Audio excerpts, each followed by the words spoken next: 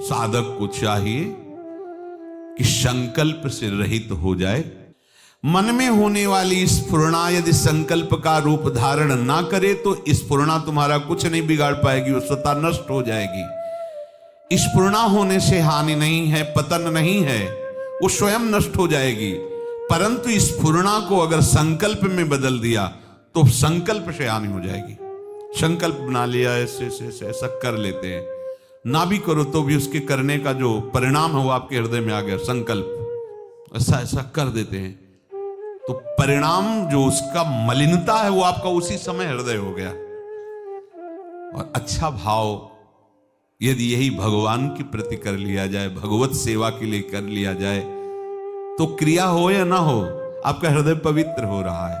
पर ये जो संकल्प राग और द्वेषात्मक जगत की बात है, प्रभु के मार्ग में प्रभु के लिए जो भावना बनाई जाती है उसे संकल्प नहीं कहते, उसे भावना कहते हैं। भावोत्सवेन भजताम। संकल्पों का त्यागी ही साधक है, उपासक है, जिज्ञासु है। संकल्पों का त्याग किए बिना कोई अपने मन की जो चाहते हैं उनको मिटा नहीं पाएगा। उनको मिटाए बिना कोई योगी नहीं हो सकता, चाहे ज्ञान योगी हो, चाहे भक्ति योगी हो, चाहे कर्म योगी हो। और योगारूढ़ हुए बिना किसी को भगवत साक्षात्कार नहीं होता। योगारूढ़ हुए बिना किसी को भगवत साक्षात्कार नहीं होता। मनुष्य जन्म की सार्थकता है प्रभु में प्रेम हो जाना। इसी प्रेम से समस्त दुखों का नाश हो जाता है, समस्त पापों का नाश हो जाता है। पर बिना संकल्प का त्याग किए कोई प्रेमी नहीं हो सकता। इसीलिए प्रभु बार बार कह रहे हैं कि आप अपना संबंध किसी व्यक्ति वस्तु स्थान से नहीं, मेरे से कीजिए। आप संकल्प मत कीजिए, आप मेरी आज्ञा अनुसार करिए। उपासक को भगवद आज्ञा, शास्त्र भगवद आज्ञा, वो संकल्प क्यों करेगा? जैसी आज्ञा वैसा कर रहा है। संकल्प त्याग के लिए कुछ उपाय हैं। पहली बात, प्रभु हमारे हैं। प्रभु ने मुझे अपनी प्राप्ति के लिए ही मनुष्य जन्म दिया है, अपनी तरफ से। अब इसमें हमारा उद्धार निश्चित है। ये अमूल्य मनुष्य जन्म प्रभु ने दिया है अपनी प्राप्ति के लिए, इसमें उद्धार हमारा निश्चित है। इसलिए अब हम भोगों का कोई संकल्प नहीं करेंगे, अब हम भगवत प्राप्ति के मार्ग में चलेंगे। इससे आपको बल मिलेगा, इससे आप व्यर्थ के संकल्पों को रोक सकेंगे। जहां कोई संकल्प बनने लगे तहां ये बात वहीं अंदर ही अंदर चलाने लगो, ये जन्म केवल भगवत प्राप्ति के लिए नहीं, नहीं हम भोगों का संकल्प नहीं कर सकते, वो कट जाएगा। दूसरा, उपासक को अपने कर्तव्य का पालन करना है, जो गुरुदेव आज्ञा कर रहे हैं, जो संत महापुरुष जन, जो शास्त्र, उसमें हमारा संकल्प क्या? उनकी आज्ञा का पालन कर रहे हैं, अपने कर्तव्य का पालन कर रहे हैं। हमारा अपने सुख के लिए कोई संकल्प नहीं है। हमारा सुख तो गुरु आज्ञा पालन में है, भगवद आज्ञा पालन करने में है। इसलिए मैं संकल्प में नहीं फंसूंगा, जो आज्ञा है उसी के अनुसार चलूंगा, अर्थात अपने कर्तव्य कर्म को करूंगा। संकल्प कर्तव्य कर्म करने के लिए नहीं होता, वो तो स्वाभाविक है, सहज कर्म है। भगवद आज्ञा का पालन करना, गुरु आज्ञा का पालन करना। उपासक को इस बात पर दृढ़ रहना चाहिए कि एकमात्र प्रभु की सत्ता है, संकल्पों की सत्ता नहीं है। इसलिए हमें कोई संकल्प नहीं करना। प्रभु है, जैसा चाहेंगे वैसा कराएंगे, हम क्यों संकल्प करें? ना किसी संकल्प में राग, ना किसी संकल्प में द्वेष, हमारा उससे संबंध ही नहीं है। समझ में आ रहा है? पहला, हमारा जन्म भगवान की कृपा से हुआ है मनुष्य शरीर में। इसका उद्देश्य एकमात्र भगवत प्राप्ति है और मेरे को निश्चित इसी जन्म में भगवत प्राप्ति होगी, क्योंकि प्रभु ने विधान रचा है। इसलिए मुझे अब किसी भोगों का संकल्प नहीं बनने देना। राधा राधा राधा। हमें कोई संकल्प करके कार्य नहीं करना, हमें भगवद आज्ञा गुरु आज्ञा का पालन करना है, संकल्प के द्वारा नहीं। ध्यान दीजिए, उपासक संकल्प के द्वारा साधन नहीं करता, उपासक गुरु आज्ञा शास्त्र आज्ञा का पालन करता है, उसे ही कर्तव्य कर्म कहते हैं। तीसरा, मेरे प्रभु सर्व समर्थ विराजमान हैं, मुझे संकल्प करने की क्या आवश्यकता है, वो जैसा चाहेंगे वैसा कराएंगे। चौथा, उपासक को विचार करना चाहिए कि हमने पहले न जाने कितने हजारों सैकड़ों संकल्प किए, उसे हुआ क्या है, कुछ हुआ है क्या? आगे के लिए हम संकल्प करें, कुछ कर पाएंगे क्या? अगला सेकंड है भी कि नहीं हमें पता नहीं, क्या संकल्प? तो हमें वर्तमान का चिंतन बर्बाद नहीं करना। प्रभु अभी हमारे हैं, पहले भी हमारे थे, आगे भी हमारे रहेंगे, उनके लिए संकल्प करने की जरूरत नहीं है। जो अपने हैं उनकी प्राप्ति के लिए संकल्प की जरूरत नहीं, चिंतन की जरूरत है, चिंतन की जरूरत है। जो अपने हैं उनका चिंतन करो। तो पीछे के संकल्प के लिए, आगे के संकल्प के लिए हम समय बर्बाद क्यों करें? वर्तमान में हम प्रभु का चिंतन कर रहे हैं, यही हमारा भगवत प्राप्ति का स्वरूप है। अगर प्रभु का वर्तमान में चिंतन छोड़ करके आगे क्या होगा, पीछे जो हुआ उसका चिंतन, समय को बर्बाद करना है, उससे लाभ कुछ नहीं मिलेगा। वर्तमान का समय भगवत चिंतन नहीं जा रहा है, लिख लो, आगे अमंगल है। चाहे जितना पीछे का चिंतन करो, उस क्रिया के चिंतन से, पीछे बीते हुए समय के चिंतन से तुम्हें कोई लाभ नहीं मिलना। क्या करो? भगवत चिंतन करो, पीछे के हुए अपराध और गलतियों का समापन, जड़ से नष्ट, वर्तमान का भगवत चिंतन, और आगे लिख लो आपका भविष्य परम मंगलमय होगा। यदि वर्तमान में भगवत चिंतन चल रहा है तो वर्तमान में हमें संकल्प विकल्प बिल्कुल नहीं करना। ये संकल्प अगर हमारा बनता रहा तो फिर हमारा जन्म बनता रहेगा। संकल्प मिटाना है। अपने आराध्य देव का बल यदि हृदय में तुम्हारे आ गया तो तुम्हें परास्त कौन कर सकता है? क्यों? क्योंकि उसी आराध्य देव के बल से तो माया बलवान है। माया में सामर्थ्य किसकी है? आराध्य देव की शक्ति ही तो है वो, और हम आराध्य देव की भक्ति रूपी शक्ति से युक्त हो रहे, अब माया परास्त नहीं कर सकती। इंद्रियों के भोगों में जो इच्छा पूर्ति की, सुख लेने की भावना है, यही हमें बांधती है। कोई मनचाही भोग सामग्री मिल जाए, मनचाही वस्तु मिल जाए, मनचाहा व्यक्ति मिल जाए, मनचाही परिस्थिति रहे, मनचाही घटना घटे, यही सबकी मांग रहती है। देखो ना, यही सबकी मांग रहती है। हमारी मनचाही बात हो जाए, मनचाही भोग मिल जाए, मनचाही परिस्थिति हो, मनचाही ही व्यक्ति हो, जो मेरे मन के अनुसार हो, ऐसी मांग रहती है। और जो इस मांग से युक्त रहता है वो परमार्थ का पथिक नहीं होता है। ध्यान रखना।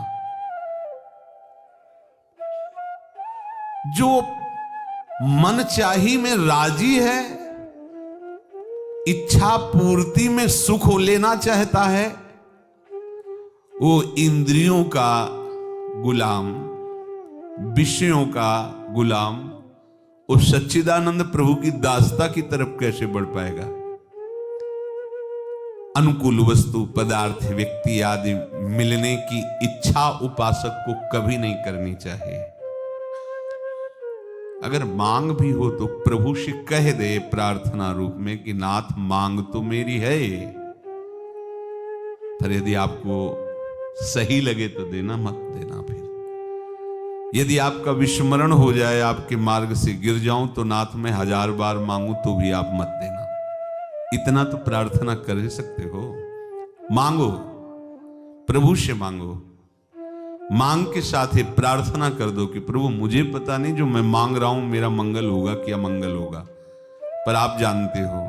यदि आप से दूरी बनाने वाला ये विषय है तो प्रभु मेरे मांगने पर भी कभी मत देना, मेरी मनचाही कभी मत करना नाथ, आप अपनी मनचाही करना, इतना तो स्वीकार कर लो। पहली बात तो मांगना ही नहीं, क्योंकि वो सर्वज्ञ है, पर यदि मांगने का स्वभाव है तो प्रभु से ही केवल मांगो। साथ में ये प्रार्थना जरूर कर दो कि नाथ मेरी मनचाही ना हो, आपकी मनचाही हो। आपके लिए हमारा ये जन्म हुआ है, अब मैं आपसे विमुख ना हूं। 1000 बार मांगू तो भी आप वो मत देना जो आपसे विमुख कर दे। अनुकूल वस्तु व्यक्ति का अभाव जिसको अनुभव में हो रहा है, वो उपासक कैसे हो सकता है? ध्यान देना, एक एक शब्द बहुत ही आवश्यक है अपने हृदय में रखना। हमारे तो प्रभु के नाम रूप लीला धाम की रसास्वादन की वृत्ति आई, तभी तो हम उपासक कहलाए। अनुकूल वस्तु व्यक्ति स्थान की यदि चाह है तो उपासना किसकी है? संसार की या संसार के स्वामी की? देखो ना, हम कहलाते हैं प्रभु के दास, पर हमें इंद्रियों के दास, भोगों के दास, अनुकूलता के दास, मन के दास। हम कहां प्रभु के दास हैं? अंदर से देखिए तो किसी भी अनुकूलता प्रारब्ध के अनुसार आ सकती है मनचाही वस्तु, पर आपको अपनी इच्छा पूर्ति नहीं करनी, सुख भोग नहीं करना, क्योंकि सुख है नहीं, वो फंसाने के लिए माया ने भेजा है। भले ही हमारे किसी पूर्व कर्म के परिणाम से अनुकूलता आई हो, उसे हमें भोगना नहीं है। आई हुई अनुकूलता को भगवत सेवा में समर्पित कर देना है। आई हुई प्रतिकूलता को प्रभु की कृपा मानकर उनके स्मरण में तन्मय होना है। अनुकूल प्रतिकूल दोनों से बच जाएगा, वही समतुल योगारूढ़ माना जाएगा, वही योगारूढ़ है। निर्वाह मात्र के लिए, शरीर निर्वाह मात्र के लिए शास्त्र सम्मत विषयों को स्वीकार करना अनुकूलता का भोग नहीं कहा जाता। उचित वस्त्र, उचित भोजन, उचित नींद, उचित चलना फिरना, चेष्टाएं करना, भागवतिक शास्त्र सम्मत, ये आवश्यक है जीवन निर्वाह के लिए। अनुचित मांग करना, अनुचित भोगों को भोगना, अनुचित संग्रह करना, ये हमारे परमार्थ के लिए घातक है, योग के लिए घातक है। हमारे मन में जितनी स्फुरणाएं होती हैं, उन स्फुरणाओं में दो परिणाम आते हैं। एक तो रागात्मक, ये अच्छा है, ये अच्छा है, तो एक द्वेषात्मक। राग द्वेष जनित स्फुरणाएं होती हैं, दोनों में संकल्प बनता है। राग जनित जो स्फुरणा है वो संकल्प बनाती है ये मिल जाए, सदैव हमारे पास रहे। द्वेष जनित ये नष्ट हो जाए, ये कभी हमारे पास न रहे। ये राग द्वेष में ही हमारा हृदय विचरता रहता है। सावधान, ये जो हमें मिल जाए और हम सुखी हो जाएंगे, ये व्यक्ति मिल जाए, ये वस्तु मिल जाए, ये स्थान मिल जाए, ये पदार्थ मिल जाए, ये स्फुरणा अंदर होती है, उसमें लिप्तता आती है। लिप्तता से ही वो स्फुरणा संकल्प रूप धारण कर लेती है, और संकल्प ही बंधन है। सर्व संकल्प सन्यासी, चाहे वो भक्त हो, चाहे वो योगी हो, चाहे वो ज्ञानी हो, अगर हृदय में भोगों का संकल्प, संसार की नाना प्रकार की पद प्रतिष्ठा का संकल्प, तो हरि पार्षद बनने की योग्यता नहीं आएगी। ये बहुत बड़ा पद, इससे बड़ा कोई पद नहीं। इस पद को ब्रह्मा जी भी प्रणाम करते हैं, हरि पार्षद। फिर प्रिया चरणारविंद की आसक्ति से युक्त होकर प्रिया सखी, ये तो न देवैर ब्रह्मादेर न खलु हरि भक्तैर न सुहृदा दिभिरी अद्वै राधा मधुपति रहस्यम सुविदितम तयोर दासी भूत्वा। ये तो और भी दुर्लभ बात है। ध्यान दीजिए, हमारे हृदय में दो तरह की स्फुरणाएं होती रहती है, अनुकूल रागात्मक, प्रतिकूल द्वेषात्मक, दोनों का संकल्प बनता है। उपासक को चाहिए कि संकल्प ना बनने दे। उसके लिए आपके पास काट है भजन, नाम जप, मंत्र जप, गुण कीर्तन। जब आप बैठे उसी का मनन करेंगे तो संकल्प बना देगा हृदय। संकल्प बना कि बन गए आप। जो संकल्प बना, द्वेषात्मक या रागात्मक, आपको पता नहीं, वो गांठ बंध गई, वो आपको अशांति प्रदान करेगी, दुख प्रदान करेगी। ये दोनों ही संकल्प ऐसा बंधन डाल देते हैं जिससे केवल अशांति, दुख और हानि के सिवा आज तक किसी को कुछ नहीं मिला। तो कुछ नहीं मिला, वो संकल्प करता चला गया, करोड़पति बन गया, अरबपति बन गया, अमुक पद पे पहुंच गया। परिणाम विनाशी शरीर, विनाशी पद, विनाशी भोग, विनाशी धन। शरीर छूटा, क्या लेके जाएगा? लगा के परिणाम में हाथ क्या लगा? उसका राग, उसके अंदर की द्वेष वृत्ति, वही आगे जन्म का कारण बन जाएगी। इतना सुंदर मनुष्य शरीर भगवत प्राप्ति के लिए मिला, वो भी हट जाएगा। ये दोनों संकल्प सुखद या दुखद ना तो स्वरूप का बोध होने देते हैं और ना भगवान से प्रेम होने देते हैं। प्रेम की तो बात जाने दो, प्रभु में मन नहीं लगने देते। ये दोनों संकल्प सुखद या दुखद, राग या द्वेषात्मक। अब प्रभु कह रहे हैं कि उद्धरेदात्मनात्मानं नात्मानम् अवसादयेत् आत्मैव आत्मनो बंधु रात्मैव रिपुरात्मनः।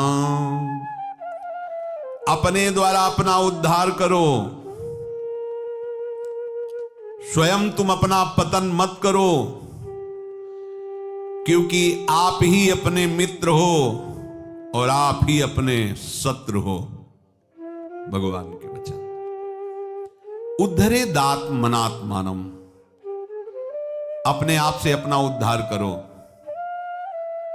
इसका सूक्ष्म भाव यह है, शरीर, इंद्रिया, मन, बुद्धि, प्राण आदि से अपना संबंध हटा दो, उद्धार हो गया। जब ये श्लोक पढ़ते हैं तो इसको लेके हम अपने आप में आते हैं। ध्यान देना, जब कभी व्याख्या होगी और जब कभी हम चिंतन करेंगे तो उद्धरेदात्मनात्मानम्, अपने द्वारा अपना उद्धार करो, तो हम इसको तुरंत लेते हैं, ये पूरे ढांचे को, और इसे अपना मान लेते हैं। कभी उद्धार नहीं होगा, यही गलती मिटानी है। अपने आप से अपना उद्धार करने का मतलब अपने उद्धार के लिए इनकी किसी की भी आसक्ति, राग, अपनापन, ये बाधक है। इनका राग नहीं चाहिए, यही हमारा उद्धार हो जाएगा। अभी बिगड़ी जन्म अनेक किया, वही सुधरे आज। इसी को करने में हमें समय लग रहा है। शरीर से, इंद्री से, मन, बुद्धि, प्राण आदि से अपने आप को हटा लेना, ये अपना उद्धार है। ऊंचा उठा लेना। हमारी बुद्धि क्या निर्णय देती है?